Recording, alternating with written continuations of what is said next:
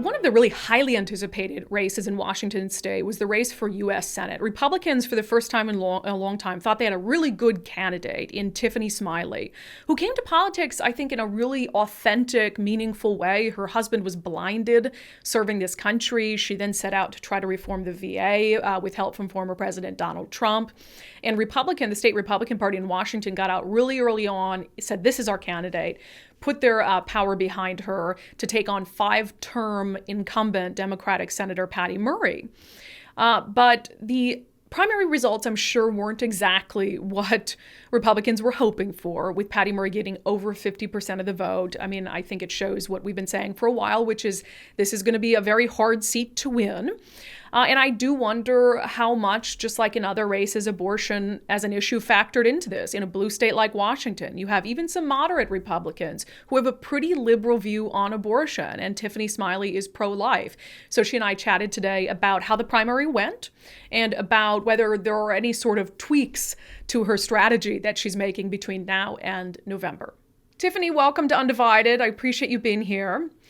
Before we get into the primary and sort of looking ahead to the November general election, I wanted to talk about just some things that are in the news that we discussed earlier on in the show. How does that sound? Sounds good. There is a lot of discussion right now about the search warrant that was executed in Mar-a-Lago at Trump's home in Florida. Do you have any particular thoughts on that?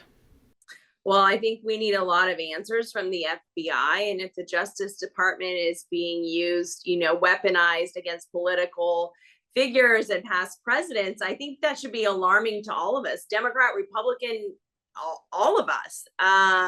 We need questions and we need transparency. We need accountability. So I think there's a lot of people asking a lot of questions on both sides of the aisle. This isn't partisan. This is about our country.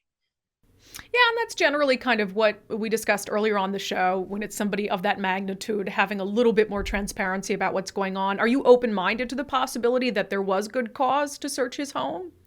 Look, I haven't seen anything on it, but again, it's troubling. We need answers, and this is what the American people are frustrated with. They're frustrated with this overreaching government, right? That is starting to creep into all of our lives, and no answers, no transparency, no accountability, and people want answers. And so that's what I'm worried about. That's what I'm focused on. There are some talking heads types, I guess I'm a talking head, but there are some talking head types who are saying that this will basically secure Trump's nomination for 2024. And we know the former president has said, he's toying with announcing before or after the midterms. For your particular campaign, do you think it would help or hurt you if Donald Trump were to announce before the midterm election? Look, our campaign has been so successful because from the beginning, from the day that I launched, I've been focused on the voters of Washington state. We have one mission, we have one goal, and that's to retire career politician Patty Murray so we can start delivering results to Washington state. That's what I'm laser focused on. That's what I will be laser focused on all the way through November. So no particular opinion. He can announce whenever he chooses, if he chooses. Absolutely. I'm focused on winning Washington state and delivering results for Washington families. So let's talk about that. 34% in the primary. Patty Murray did break 50%. How do you feel about your primary performance? I feel really good because I think it's important to note that when I launched, I had zero name recognition. No one knew who I was. I was calling voters and friends and donors, and they're like, "What? And what's your name? And what are you doing?" And so we've been able to be incredibly successful over the last 16 months to unify our grassroots, share our message. I think what's most important, I've been in all 39 counties, many of them multiple times, and I've been able to listen. I've been able to hear what is going on in the voters' lives and families' lives, in small business owners, suburban women, and really take that to heart and know that we have real issues that need to be solved. So I'm really excited. We broke through. There was 17 people on the ballot. And we broke through that. And not only that, I've raised over $8 million as a first-time candidate, political outsider. I am funded by the people of Washington state. So I am very excited about what we have done. And, the last 16 months are only going to propel what we will be able to accomplish in the next 3. Is there anything in particular, based on your time on the campaign trail, based on the results of the primary, that you feel like you either need to tweak messaging on or change focus on between now and November? Look, in the next few weeks, I will be rolling out policies based off of what I've heard from voters with new ideas, fresh vision, and these aren't just pie in the sky policies. These are policies that I can go to DC and deliver on right away and get to work on right away. So we're very excited about continuing our campaign in that regard and sharing the policies over the next few weeks. As far as crime, affordable housing, getting inflation under control, making lowering gas prices, ensuring small businesses aren't being taxed more, that they have a shot to continue to rebuild and fight for their American dream. So we have a lot of great things that we're working on. I'm very excited to begin to share it with Washington State. And I'm excited to see them too. I was going to ask you about this brutal headline from the Seattle Times. I can't say I believe it was a very fair headline, but I'm sure you know the one I'm talking about, that basically said that you were light on details. What was, do you remember the exact headline? I should have looked it up. Yes, I don't know what he's talking about, because any reader could read through the lines and see that I actually offered solutions and offered ideas. So I just want people to be fair, and that's what the voters will get to decide this November.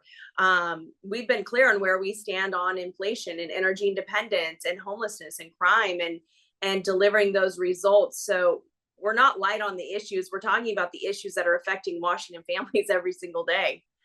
I'm just curious, like I'm from the media side of things. Obviously, this is your first political campaign. When you talk to a reporter and then that's the headline that comes out, what were you thinking? Oh, I don't know. I'm excited about what we're doing. I'm like, hey, I'm going to keep sharing my message. I'm going to keep talking with voters. I'm going to keep sharing what we are doing. I don't let it bother me, because I'm here again. I'm here for the voters of Washington State. I'm here to deliver results. So a bad headline, hey, if that's the worst headline Seattle Times has, it's not that bad. Can you give me a little bit of a sneak peek at some of the things you're going to be rolling out in the coming weeks? You mentioned them by kind of category of issue, like, for instance, inflation. Any particular ideas on what the nation could do to bring costs down for families? Yeah, well, we have to rein in the out of control spending. And I'm really worried about this inflation reduction bill that was just passed. It's like, clearly, career politicians are the only ones that will think that spending more money is going to decrease inflation. It actually raises taxes on small business owners and anyone making over $400,000. It taxes our job creators. And I just think, in a time where we're heading into a recession, it's not the time to tax. It's not going to end well. So, we need to rein in the out of control spending. We need to make sure that we're being fiscally smart about it. And a good start is a balanced budget. And I've been very public too about this. And I hope Patty Murray is hearing it. But I'm willing to go, if we can't balance a budget, then Congress shouldn't be paid. Because I'm talking to Washington families who are sitting at their kitchen table and balancing a budget to make ends meet. I'm talking to people who are, on fixed incomes now and deciding, do I buy a gallon of milk or do I put gas in my car? And it breaks my heart, because it doesn't have to be this way.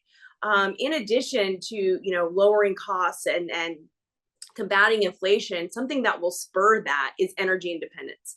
And all of the above approach to energy independence. We have the best environmental standards. We can have an all of the above approach right here in Washington State. And I guess what I don't understand is why we give our energy to enemy countries that have no environmental standards at all, and commit human rights violations. So, those are two things that we have been talking about over the last 16 months with voters. We'll start to share more initiatives, more policies that we have in getting inflation under control and using energy independence to help spur that as well. It's not just good and for saving money, but it's good national security too.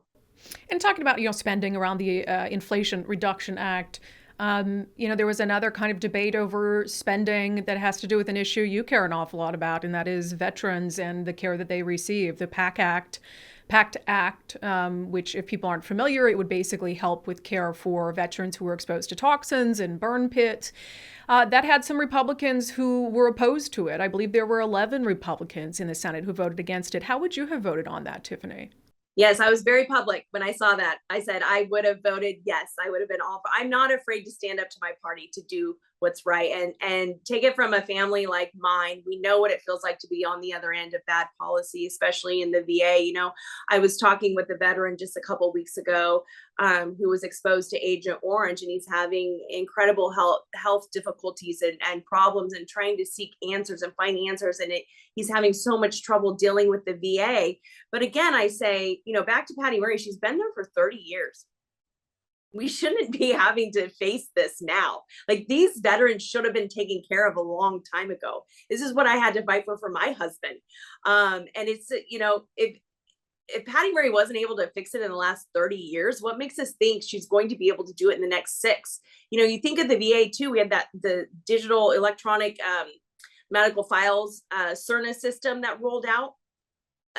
An incredible disaster. Unfortunately, our government, likes to piecemeal parts together to put out a product that doesn't work. And those days have to be over. We need to be able to ensure that our veterans are getting the best of everything this country has to offer. Let's talk about Patty Murray for a moment. She came out and started spending a lot of money very early, which some of us saw as an indication that she was a little bit worried and wasn't taking anything for granted. And her ads went after you on 2 fronts. One of them was the issue of abortion, which I do believe matters to voters in the suburbs in Washington state. For you, do you think that there needs to be a shift in your messaging on abortion? And what's your plan on that issue through November? Yeah, we'll be rolling out some ads where I am talking about the issue. Unfortunately, it's easy in politics to cut and clip and make things sound the way that you want them to sound. I said I was 100% pro-life, and I'm 100% pro-woman. That's who I am. And I have long believed that the abortion issue belongs closest to the people in the states. And that's exactly what the Supreme Court decision did. It gave it to the people. And Washington State long decided 1970, I believe, where they stand on abortion. And I think what really bothers me, especially in this political environment that we're in, where we use fear as a wedge, that I wish that Patty Murray would have just been honest and said, you know what, nothing changes here in Washington state. I have also been very public that I would vote no on a federal abortion ban. I am not for that, because I believe it belongs closest to the people here in Washington state. In fact, I look forward to ensuring that women and children here in Washington state have every resource, access to care, affordable access to contraception, that women, should they choose to keep their child, that it's not a ticket to poverty or a ticket to a lack of education, that they have options for childcare. I look forward to ensuring that women and children here in Washington state are happy and healthy, and at a time of crisis, that they have every resource that they need to make the best decision. I think there's one person that would want to change Washington state law. There's one extreme in this race, and that's Patty Murray. And if she had it her way, it would be taxpayer funded abortion on demand all the way up to birth, which the majority of voters are not in that camp. So I think the question that we all need to be asking Patty Murray is, does she believe in any legal limitations to abortion?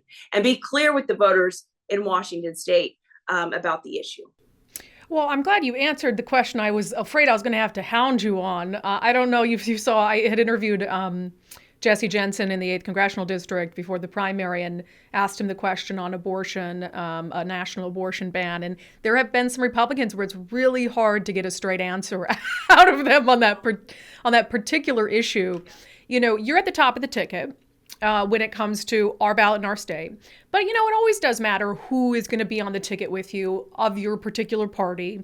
Matt Larkin surprised everyone, I think, and moved forward in the 8th Congressional District, which I think is kind of the second most interesting race happening. He has not ruled out, when he's asked about a national abortion ban, he says he wouldn't rule it out. Do you think it hurts you to have another Republican on the ticket who has a much more conservative view on that issue in terms of the what he would do if he's in Congress? No, I don't think so at all. From the very beginning, we've run our own race here in Washington state, and that's been very clear. If you look across, the state and a lot of the races that were going on, that we're laser focused on retiring Patty Murray and delivering results, having a balanced Senate in Washington state. Maria Cantwell, I look forward to working with her in the future. we're running our race. That's where we stand on the issue. And we can't we can't say that states' rights are states' rights, and I'm a big believer in that. And having those issues being closest to the voters. So it'd make no sense for me to say that I'm going to go ban abortion. That's not what I'm here to do. That's not what the people of Washington State are going to elect me to. I've been public and on the record from the very beginning on that issue. So we're focused on running our race, Smiley for Washington race. The other front that Patty Murray's ads have attacked you on is like being buddy with Donald Trump. They keep playing the same clip where you were being complimentary of the former president. I believe if it was in context, it was about his work with you on the VA system, I think. In Washington State, he just has a really terrible approval rating. People, even a lot of Republicans, don't like Donald Trump in this state. So how do you respond to that attack that is going to probably intensify leading up to November, that you're buddy with Donald Trump? Yeah, I mean, it just shows, unfortunately, how desperate Patty Murray is. And I think for her, it's a really bad look, a 30-year incumbent, to come out attacking a singular person, Smiley for Washington campaign, 2 months prior to the primary, when we haven't even been through the primary. I mean, she should be coming back and sharing everything that she's been able to deliver for us. I think people see through these political antics of attacking and painting someone a certain way. It's not reality. If you peel back the layers of that, you're exactly right. I said I was impressed with his work on I believe on, I was working with him on VA reform. I'm impressed that he put veterans at the top of the ticket, because a lot of people say they do, and then there's no action. And I think it was interesting too. I always say, I wish Patty Murray would have shown the picture of me and her. Why hasn't she put that in her ad? Why is that not out there? Because that's the kind of person I am. I met with Donald Trump in 2017. I met with Patty Murray in 2018. In fact, she's on the Senate floor talking about me and some work that I did for caregivers. So that's what people want. They want partisan politics out of the picture. I have a track record of building coalitions. I'll work with anyone. I will work with anyone to deliver results. And in fact, that's what I did. And we were able to pass meaningful reform for veterans and their families.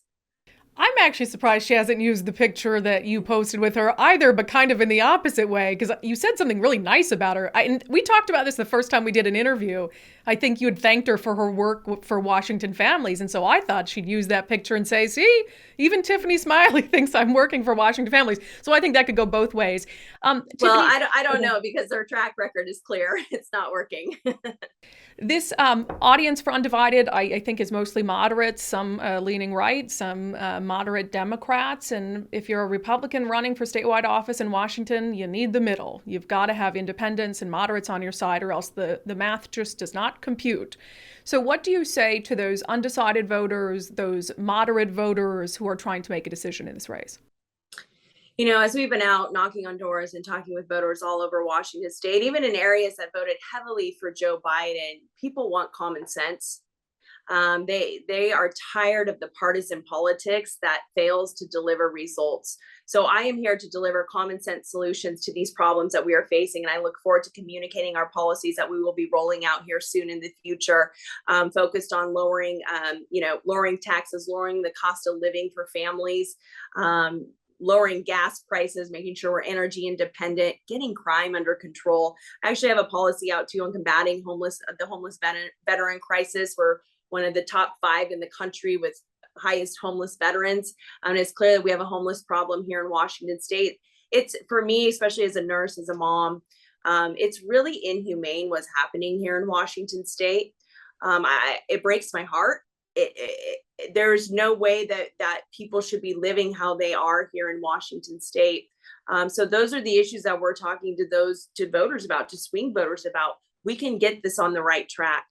We can help people while at the same time ensuring that families get to keep more money in their pocket, and ensure that their children have a good education here in Washington State, that they can go to the park and not come back with needles in their bike tires. I mean, these are the real stories that are happening here. And people want to change. It's time for change. It's time for new leadership. I was 11 years old when Patty Murray was first elected. And I'd like to say that we are in a better place. But it doesn't, all of us are opening our doors every day, whether it's record inflation or crime. We're facing the pain of bad policy. Kind of crazy when you think about it that way. You were 11 years old. How old are you now? I don't want to do this. I can't do the math on the fly. 41. Okay, good. All right. Tiffany Smiley, well, we appreciate it. I'm sure we'll talk again leading up to November. Thanks for coming on. Thank you, Brandi. I really appreciate it.